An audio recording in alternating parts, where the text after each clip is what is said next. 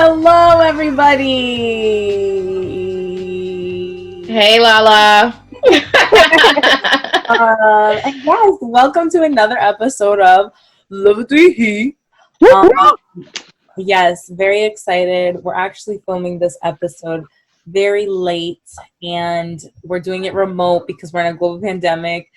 But we have a treat for you guys. We have the biggest treat of all, the biggest Springfield piece of candy I've ever seen, the gem of the gems. And I'm not talking about Anne. I'm talking about Imani.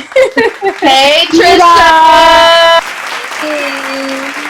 Yes, round of applause for Imani. Before we, jump into everything about her, we do have a few little. Wait. We should have blocked her camera and then revealed it. One more thing before we go to the next announcement and let Imani do her introduction. Imani is our very first female guest on this show. Yes.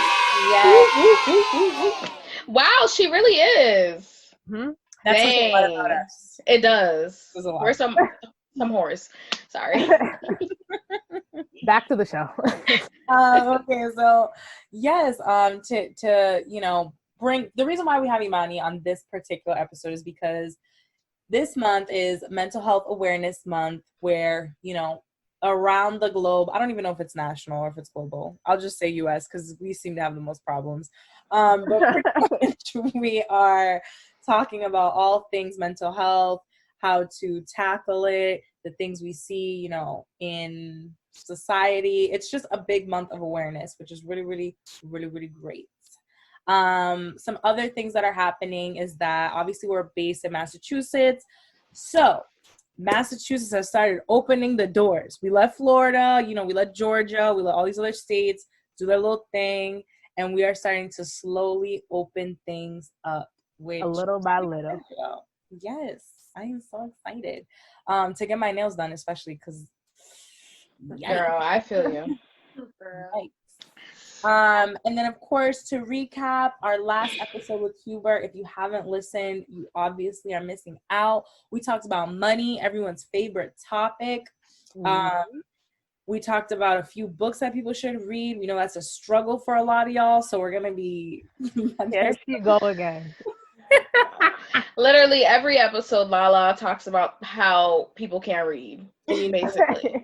It's the truth. Take a listen to that episode just because it's all about finances and how to manage them, especially through the global pandemic. And then the biggest announcement of all, can I get a light drum roll, please? That's my little drum roll. No, but Anne and Imani both got their master's degrees. Woo! Which is 2 degrees. Yes, the price just went up. We are so happy. I think that both of these women, from Mariah and I's perspective, they are probably second to us, but we're really I don't like that. We're really proud of all the work that they put in to get this. First of all, I'm about to click out this call because, girl, you're not going to give me a backhanded compliment.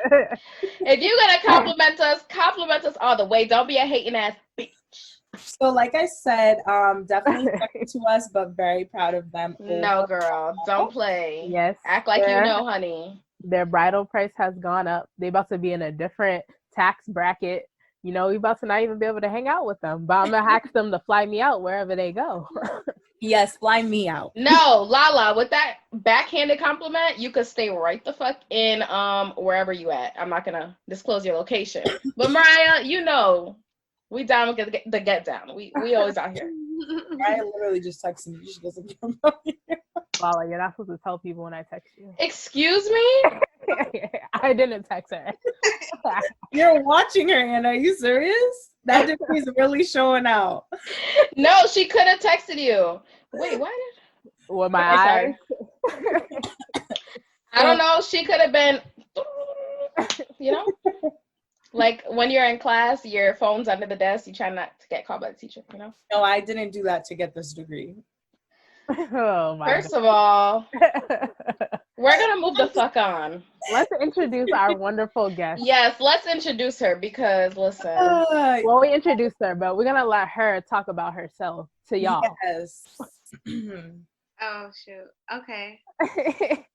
So yeah, I'm Imani. I just got my master's in social work. Gang. That's what I've been doing for the last 2 years since I graduated from undergrad. I don't know what else to give you guys. You're on the road to your PhD, girlfriend. Yes. What do you do for work? Hello. Okay. So I'm getting my master's. Well, I got my master's degree. I'm gonna eventually go for my doctorate degree to be a professor. That's it. Currently work at the Black professors. That's what we like to see. Yes. I currently work at the local crisis office. You know, I'm a clinician now, so that's different. What do you do for like your day-to-day stuff? Like, how do you help the community in your, your field? Well, right now I'm going to the hospitals to see if people are okay. You know, a lot of people have been struggling with this isolation due to the COVID, and, you know, suicide is going up. People are lonely. People are just having a hard time dealing, and it's been like a couple of months. So it's a long time with people not having their normal stuff, and they're just like not holding on. Yeah. Who would have thought a pandemic, right? Who would have thought? A global If you guys now, audience out there, you can see the connection. You see why we brought her on here today? You see the work she's doing? It connects with what we about to talk about. All right? Which brings us into the hot topic. Our hot topic today is mental health, which is honestly one of our heavier episodes besides the drink the Kool-Aid one. That was religion. Yeah, but I think this one is a good one to get into since it's relevant and the global pandemic hit just in time for Imani's arrival. So let's get into breaking some of this down. Let's get in the kitchen and start cooking with everything mental health. So, starting off with just some basic stuff. What are some of the major mental health issues a person can face, especially during their 20s, like our age group? There's a lot of things, but what do you think are like a few of the main ones? I think a few of the main ones is just learning how to transition into like having more independence, because you're kind of in adulthood, like if you went away to college or now that you're done with high school or whatever the case may be. But in your 20s, it's really like, oh, I'm going to have to start doing this by myself. I'm going to have to get health insurance, things like that. Like people don't think about certain things like that. So just being able to transition into these certain periods of life, I think is a big one that causes a lot of like depression, anxiety, just like constant worry or sadness about what's next or what the future may hold. And I feel like especially like transitioning back, like you said, from school back home, I don't care what nobody says, that is traumatic, okay? Very traumatic. I was living my best life, and then I got locked down. Yo, that was the most, like, depressing transition. I cried. Hitting you at once is sad. The realization that, like, damn, I'm back at home. Like, yeah, I gotta listen to my parents again. Like, what? No, you're not about to say no. We're not doing that. Okay, I was gone for 4 years, honey. Don't do it. Don't. You like now back into high school, like however you were in high school and the rules in high school. I feel like it's like a snap back at home, like telling them where you're going and blah blah blah. Oh well, yeah. Like I think when you get older, you kind of have to form that dialogue with your parents and stuff like that. And it helps build like a healthier bond, and it helps you to like go on that journey to find yourself, because at school, you're able to like basically run wild. You're not under your parents' supervision, and it's like you're kind of under it. So you're learning more about yourself. You're learning how to tolerate. You're learning how to like be an adult and have those adult conversations. I know that was like hard for me, you know, to have. You know, you still have to have them, but I think it's like a good thing in a way. But Yeah. From being at your job, do you think that, or do you get a lot more interactions with people our age, or like what age group do you see mostly affected by like certain like mental health issues? Everybody getting collected. It does not discriminate in terms of who it doesn't discriminate age, color, race, religion. It doesn't. Like my job, we service over like not all of Western Mass, but a good portion of Western Mass. So it's like a lot of people. So we get to see a lot of like different aspects. Yeah, a wide variety of people. Really, really scary. What would you say is the hardest age group to work with?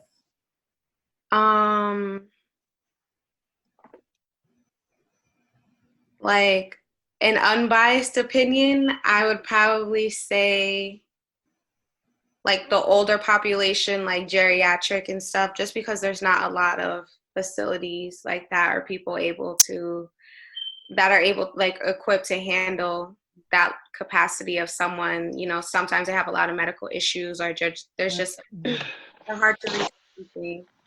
My personal opinion, I would say kids, because fuck them kids. That's why. Just kidding. Wow, Anne, this is not the time for Oh, that. what? Not the time for that. Imani was thinking it though. it's more so the parents, like the kids. Just kidding. They're all right. It's the parents. A lot of people are stuck in their ways, or you can't tell someone how to parent their child, or you don't have kids, so how do you know? It's Do you see the most success there, like in terms of turnaround from some of the mental health issues? Do you see more success in kids than you do adults? Definitely, because kids are more resilient. Like they're still in that innocence phase where they're able to be like retaught and it's able to stick easily. Like whereas if you get it right when it's happening, they'll pretty much be okay. And they have a lot of new services in place that like start from as soon as the baby is born to like combat some of the stuff that they may endure. But they definitely have the best turnaround rate. But yeah, I think adults are like stuck in, it's like generation upon generation of thinking, and you know, I feel like they're just like stuck in their ways. But yeah, I was gonna say that like old people, like they've been living their life the way they've been living their life all this time, and then it's kind of like too like, who is this young lady coming in here to tell me about myself? You know? So I think that's the other problem on top of it, besides their own like issues that they're having. I think it's like also like an age thing. this young Black lady at that, like. Yes, which brings us into demographics, because I think we'll start with just like the two big ones, but you know, difference between, or what do you see the biggest mental health issues, or let me rephrase this. Do you think there's certain mental health issues that differ between men and women? And I know that varies with you know, like all of the different identities that are of today, including transgender, but thinking about just men and women, or those that identify as men and those that identify as I mean, I think definitely it, you know, is different. Even like men and women, like a girl and a boy, even when they're younger, it's that different too. Like for certain mental illnesses, it's more predominant in girls, and then others it's boys. Like they all just different. Like depression, like a girl's gonna be diagnosed with depression before a boy, just because who wants to be, like a boy's not gonna be sad. admit it. Yeah. Like a boy who's running up and down, he has ADHD, he's gonna be diagnosed before a girl who's just sitting there who actually has ADHD, but no one knows because she's not causing any trouble. So it goes like that. I think it goes for like race or ethnicity. Some people just don't like mental health. They don't know about it. People are like, I don't need therapy, or, you know. Especially our people. We don't need it. We don't need it. We don't need therapy. Which everyone needs therapy. You don't need therapy for the rest of your life, but there's a lot of points in your life that probably you would have went through a little smoother if you were in therapy. Just like college in general. I wish I actually took advantage of the therapist on campus. Mm-hmm. I wish I took advantage, because I definitely needed that during college. But I was always so scared. I felt like I felt it more after college. Yeah. Like, especially like that post-grad. It was like, boom.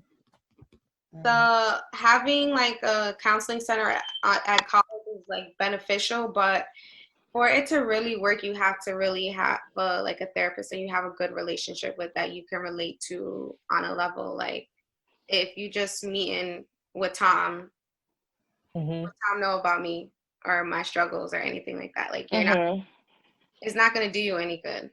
But it's like trial and error.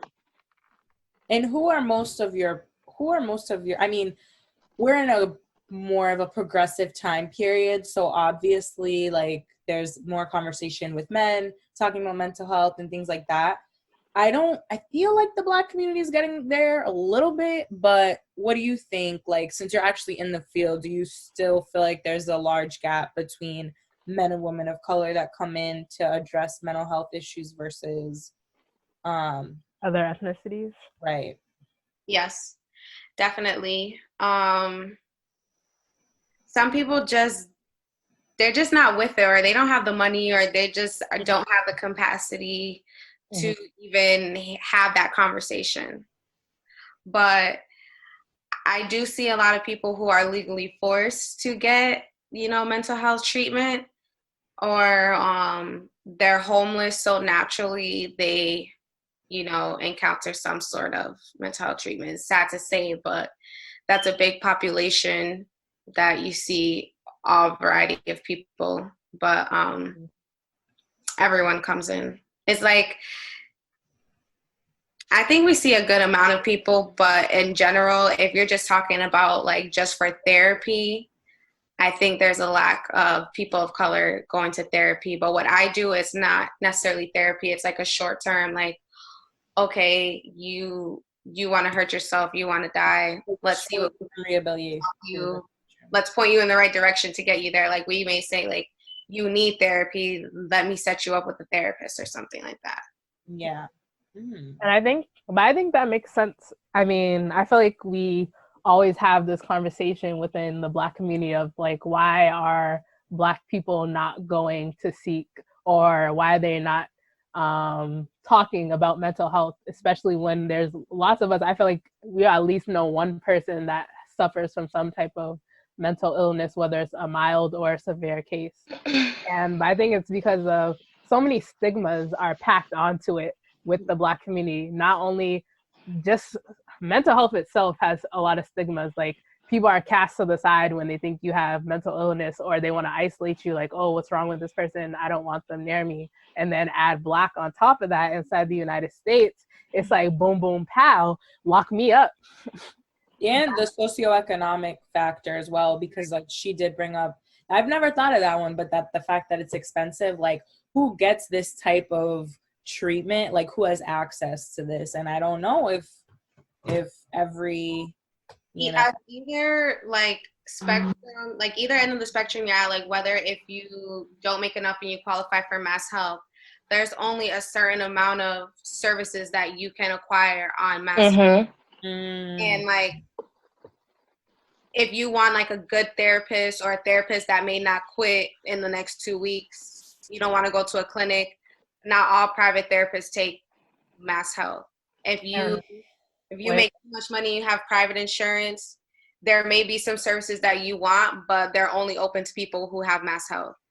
Just for everyone who's listening out there, sorry, Money, not to cut you off, but mass health is free health insurance that's provided by the Massachusetts state government, just for people who aren't from Mass. It's Medicaid. Some states have their for low income families. Yeah. I learned that today. Medicaid is state insurance, and Medicare is federal insurance. So like Mm. every state has their own Medicaid. So if you're in Mass, it's Mass Health. If you're in Connecticut, it's Husky. I don't know anybody else, but that's it. I think New York has one too. I just don't remember. Every state has to have one. Mhm. Oh, okay. Mm.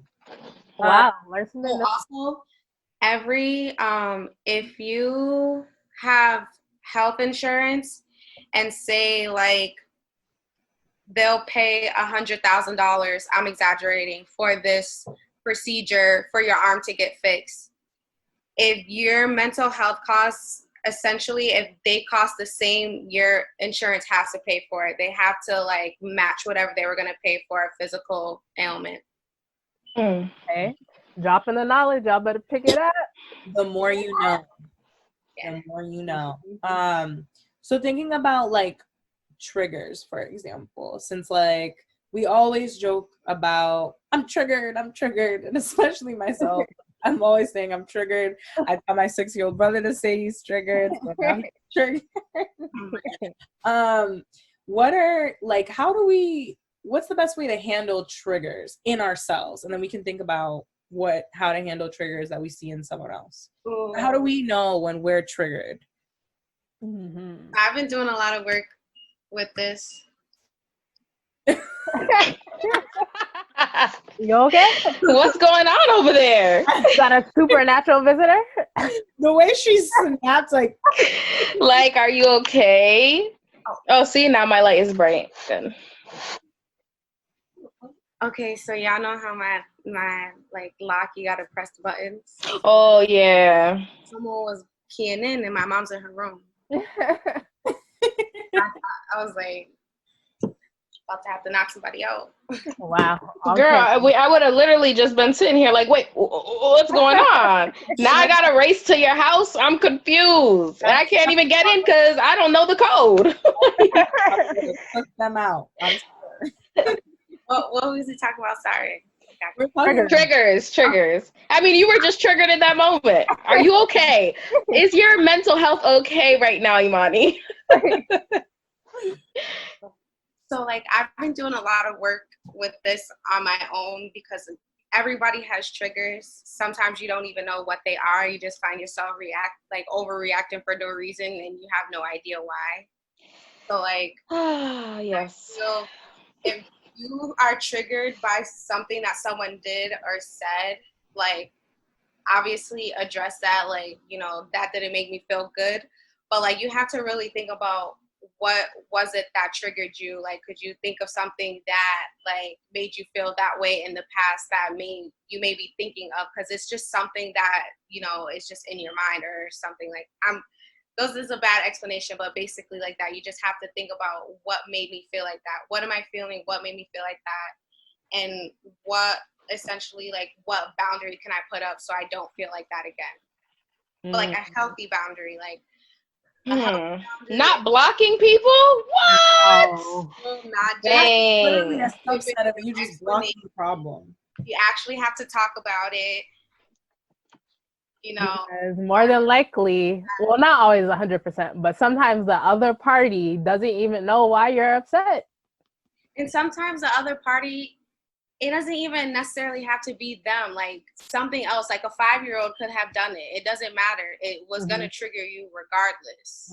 Like, you know, just say like, yo, that triggered me. You don't even have to say why, but I would just don't do that again or don't do that anymore. And then figure out what was internally bothering. I was gonna say, it's kind of different. Like if a 5-year-old says something to you, because you know, 5-year-olds, they just blurt whatever comes to mind. They'll tell you all their family's business and don't even be knowing. Like, but if it's an adult, it's a completely different situation. So it's like, how many times do you have to tell somebody something over and over again before you just like, now I actually have to block you? If you're overstepping your boundary that you put up and you've made known, then you have every right to just be like, this is not it. But again, you still should say like, this ain't it. You shouldn't just be like, not say anything. I feel like sometimes even with like kids, like I think since we're all just, you know, exposing ourselves, I think to me, I struggle with like being in a crowded space but still feeling really lonely. I don't think I've ever really like sat and like said that that's the problem. I feel like this is the first time I say it publicly. Maybe in my own life I'm like thinking about that.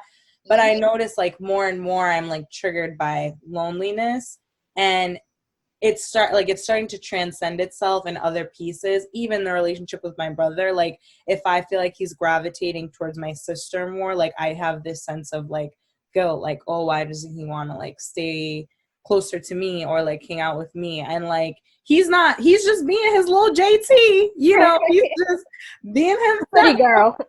Yeah, he's just being himself. But for me it's like, oh, like I feel, why am I upset by that and feel this like weirdness? I think that's a common feeling, not necessarily with the sibling thing, but I think the feeling alone in a space. Mm-hmm. Exactly. I didn't know if you were gonna say something, man. You look like like the future is female. We know. No, I'm just sitting. But yeah, I think as you become an adult, like you actually start, I don't know, like reflecting on life as opposed to just like living it, which is majority of what we did in college, is just living. Yeah. We sure did, but man, the reflection time, And I then, don't know, that should be consuming my mind, yo. Like, I really be sitting and reflecting, like, why did I allow this to happen? Or why did I do this? Like, yo, that shit is really draining. And it's actually like, sometimes it's a little upsetting because it's like, damn, why do you keep going through the same cycle again? You know what I mean? Like, mhm. You want to know what? you always dwell in the past. I dwell in the past. I dwell in the past a lot, most I times. think that everything boils down to your childhood, your attachment styles, how you were treated as a child, and how your needs were met as a child. Like, if someone is withholding something from you, you're naturally going to seek it.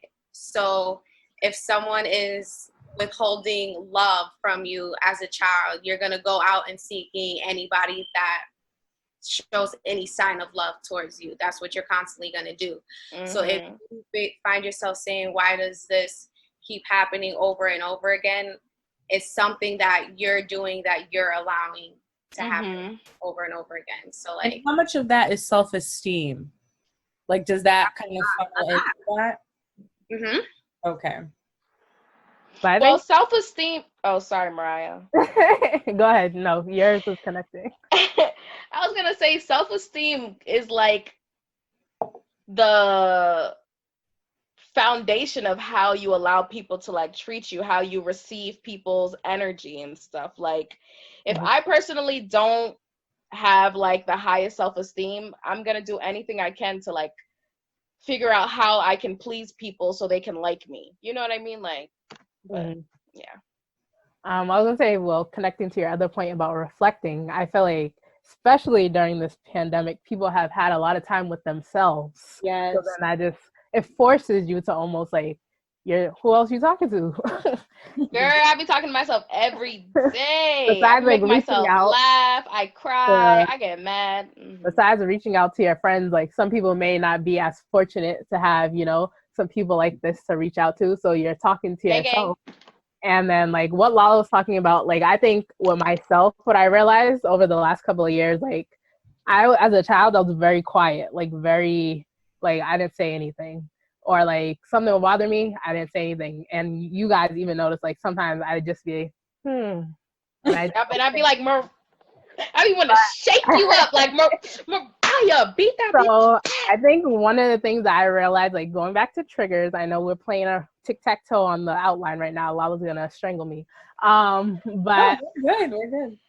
I think one thing I noticed that triggered me, because I feel like this is our space we want to share, especially for our listeners, if they could connect to us, I feel like that would be good. Is that like, because I was so quiet as a child, I feel like now as I got older, if I took the time to say something important to you, like especially like if it's during an argument or something that's bothering me and the person ignores it or like they kind of just push it to the side, that makes me like, Yeah, like it I almost was so quiet for yeah. so many years. So then it's like, now that I'm taking the time to speak out, to be loud, to use my voice, and you're still ignoring me. And let me tell you, Mariah be making sure she's heard.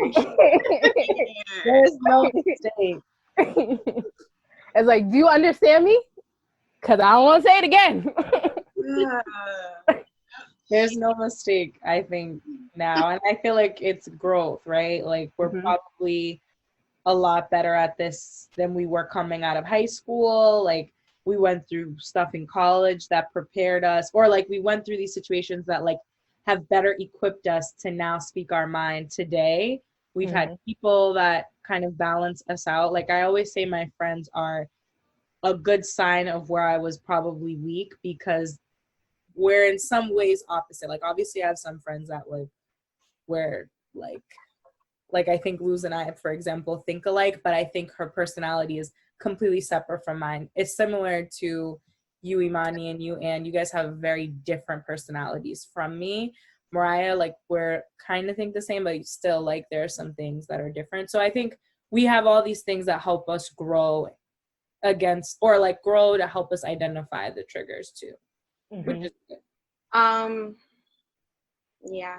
Also, Mariah was talking about how a lot of people don't have anybody to talk to.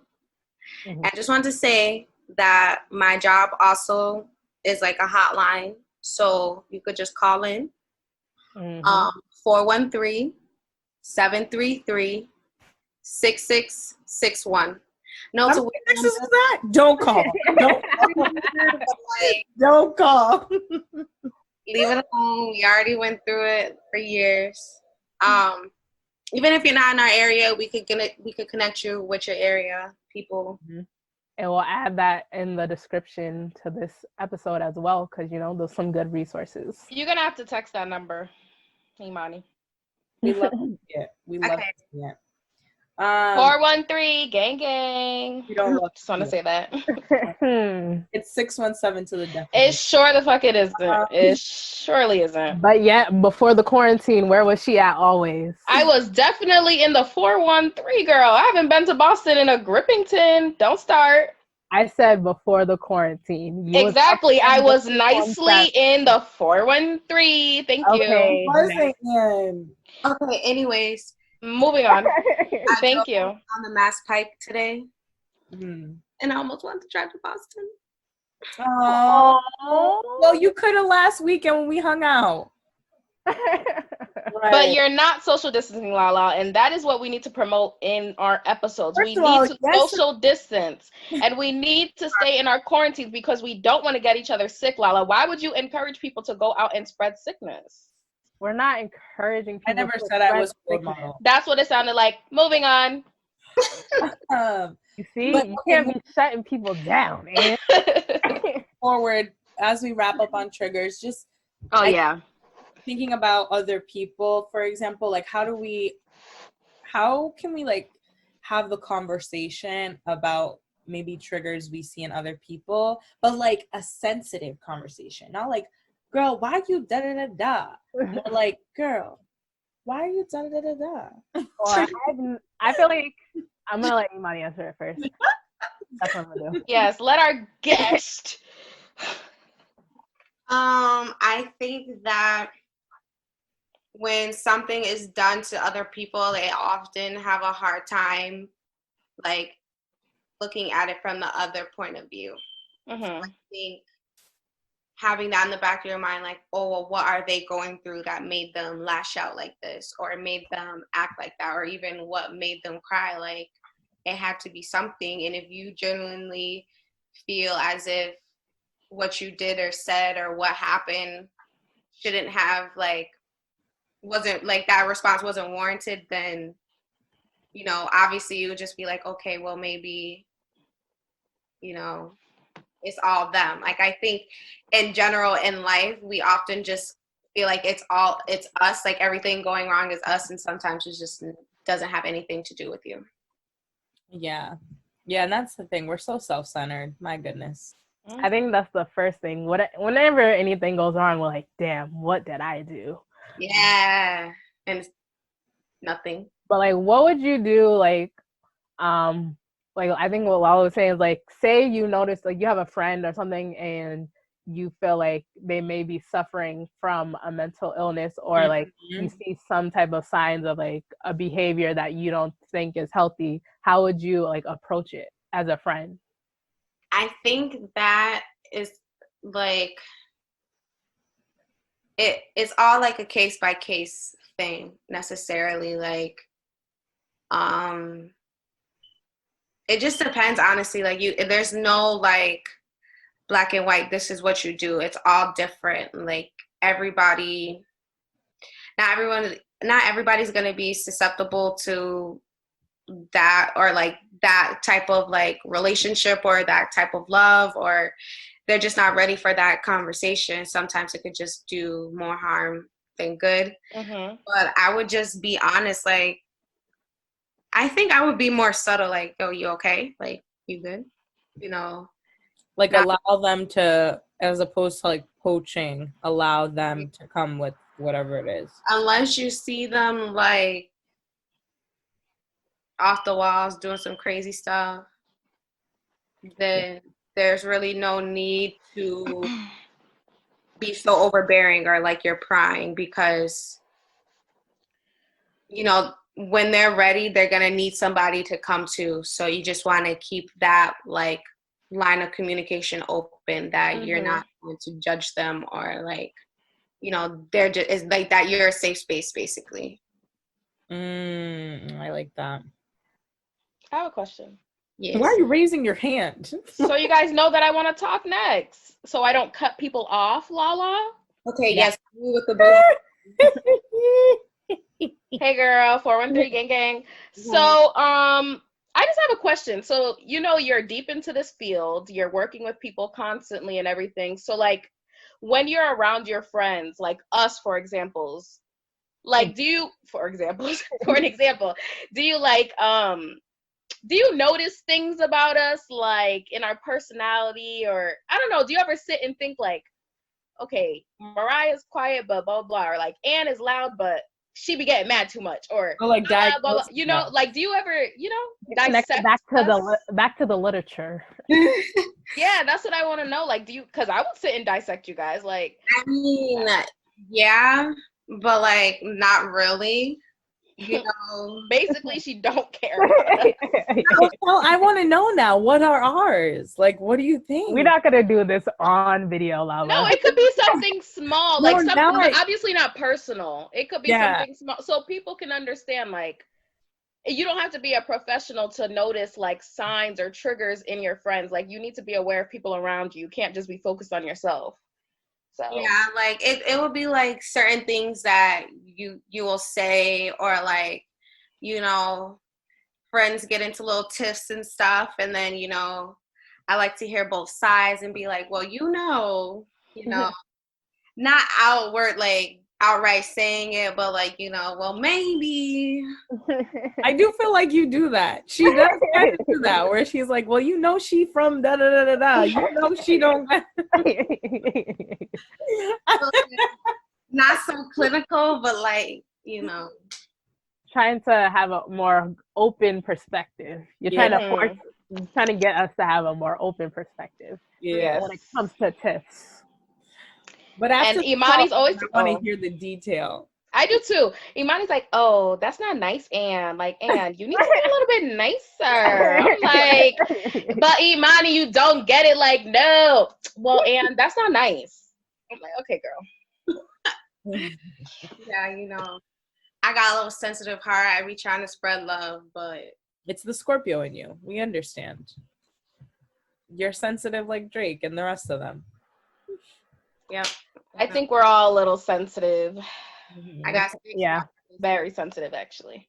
Very sensitive. But I think I was gonna say that I feel like the most common thing I feel like I've seen, at least in my experience, when I notice like a friend is like, I don't know, like maybe they're going through something, because I don't want to be like a doctor. I don't want to be like, oh, she's going through depression. Like, I don't know that. School of Grey's Anatomy.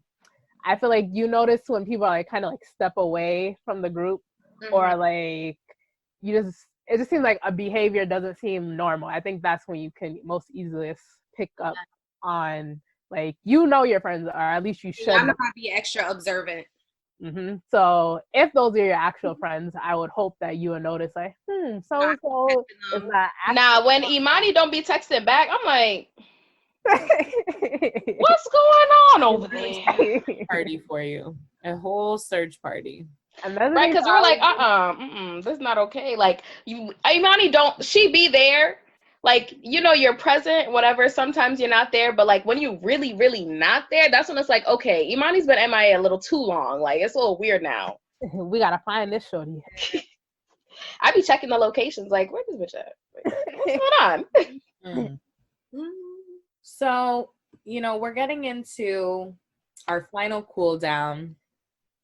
I think it's important to leave people with things to walk away with, not just during this because it's like a pandemic, but also just in general, some like good mental health best practices, or maybe we'll let Imani, since she's the kind of the expert, talk more about resources or helpful tips, and then we'll just do a roundtable of like how we address our, triggers and mental health, situations that we have personally. So let's start with Imani, and then we'll move on to Mariah, Ann, and I'll finish off.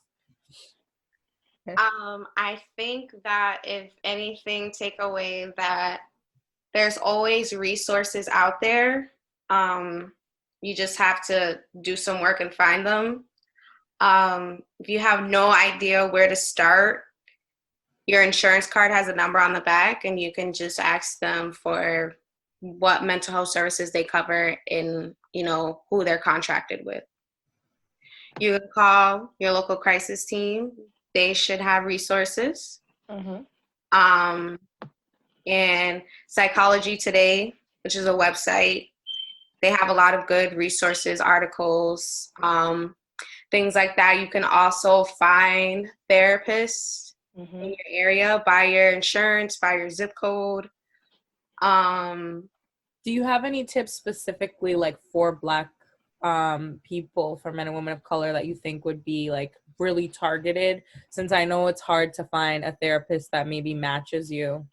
Not necessarily, but I would just say don't get discouraged. Like, not like the first time's not always going to be the best time. Like, and just don't get discouraged. Just keep going. Like, mental health treatment is trial and error. If you have to take medication, that's trial and error too. It's not all gonna like fix it. And also, it's not gonna fix it. You have to do a lot of work too. Like, you can't just say, I'm going to therapy, the therapist is gonna make me better. Like, you still have to put in all of the work. Like, same with the medication. The medication is gonna get you to a certain point, but like, you have to bring yourself over that. So those two things, actually. We love to hear it. Also, I see that there's an app, like there's a whole bunch of apps out there that like track your mood. Like Mood Path is a really good one. It tracks your mood. It tells you like what a possible diagnosis may be. They can connect you with like a therapist over the phone. We love just a little assessment of like what's going on with you. There's like meditation apps. I think I'm more of like a holistic type of person. So like I like to do like natural remedies too. Like therapy is good, but there you can always do other things naturally. So like I like meditating, using a salt lamp, diffusing oils, walking, trails, things like that. Like just things to make you more grounded, bring you closer to earth. Planting. Yes. Just read something. I'm sorry. Go ahead, Mariah. What are your little takeaways for the cool down? I think from this whole conversation, I think the biggest thing I took away, and I want people to also listen to, is you have to be more self-aware. I think that's where it starts at, with being aware of yourself. So noticing maybe within yourself, like, okay, like I don't like how I've been feeling, or I could feel better or make myself be in a better light.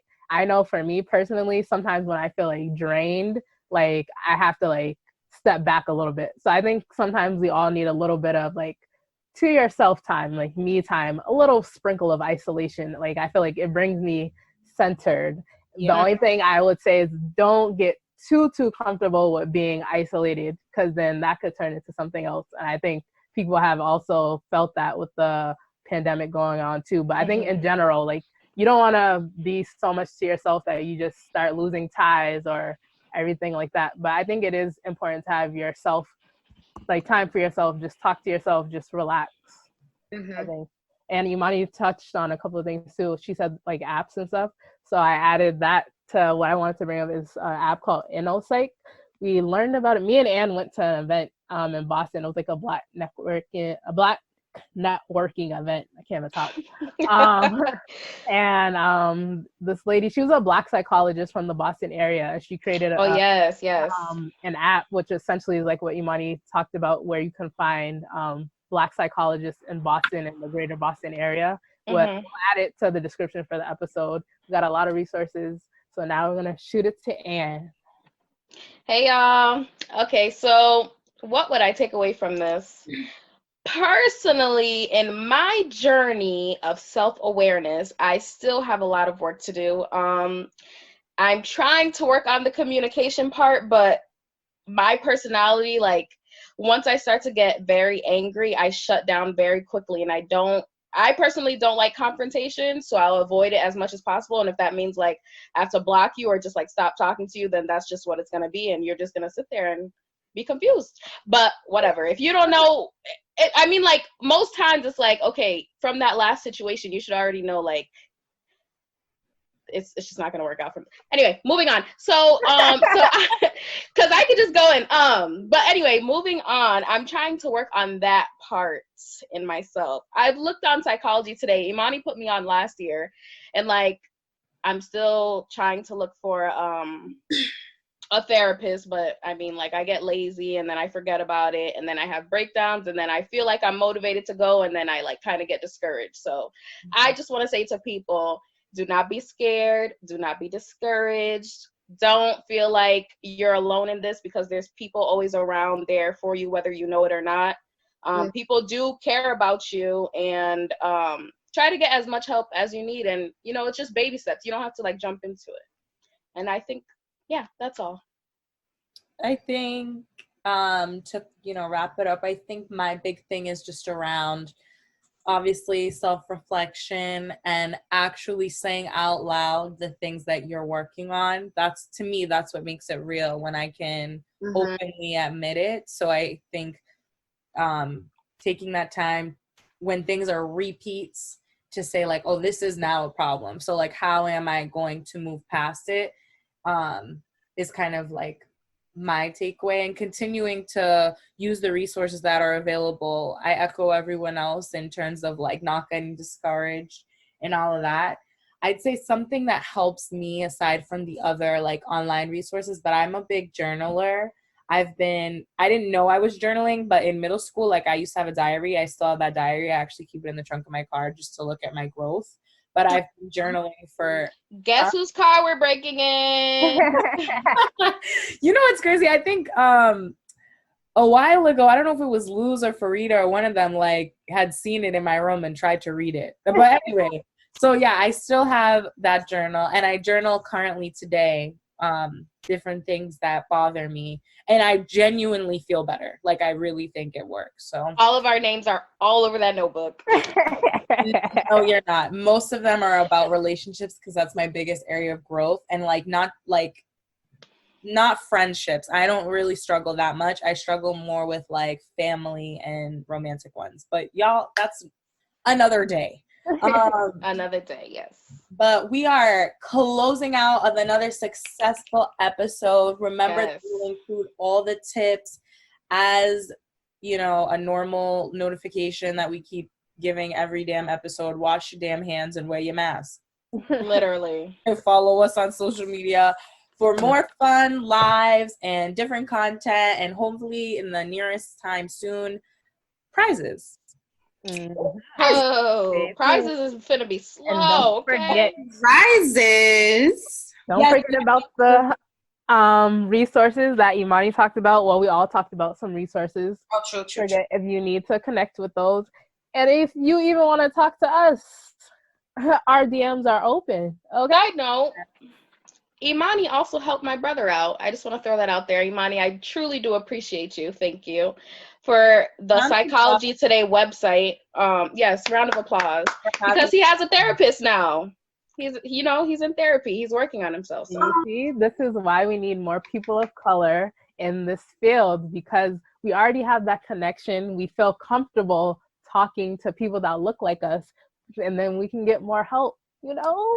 Look at this. We love to see it. Yes. Right, so we will see everyone as a time capsule. So in 2 years, 2 years, I should have enough hours to be an independent therapist. I can have my own practice. So in 2 years, we're gonna revisit this, and then we can do what it do. You can tell me. We're gonna remember this episode specifically. We will play it in 2 years. Yes. All right. Go figure. Bye, guys. All right, Bye. You brought me to an obstructive view when you knew the picture was bigger. Who am I kidding? Knew from the beginning. You'd ruin everything. You do it every time. You are my enemy.